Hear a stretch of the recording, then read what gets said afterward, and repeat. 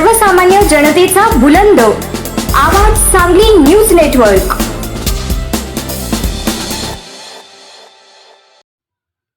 मिरज सुधार समितीचे अध्यक्ष राकेश दादासाहेब तामगावे यांचा वाढदिवस उत्साहात संपन्न।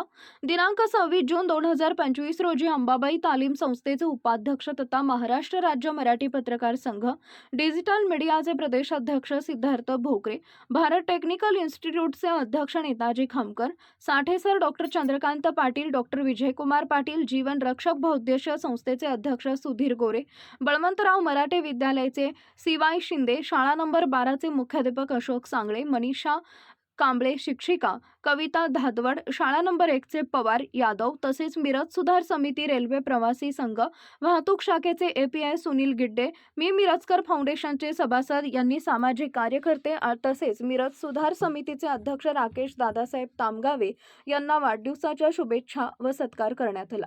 यावेळी किशोर कांबळे, अक्षय वाघमारे, सतीश माने, सुशांत कांबळे, संदीप राज सातपुते, सुधार समितीचे जहीर मुजावर, तौफिक देवगिरी, दिनेश तामगावे, अभिजित दाणेकर, बेंगलोर हिसर, नरेश सतपुते, तौफिक देवगिरी, वसीम सय्यद, युवराज मगदूम, श्रीकांत महाजन तसेच इतर सामाजिक कार्यकर्ते शुभेच्छा देण्यात आल्या।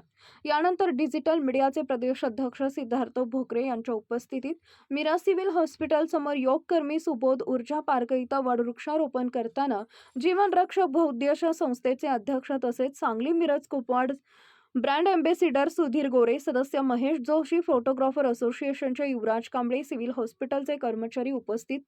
कार्यक्रम उत्साहात संपन्न झाला।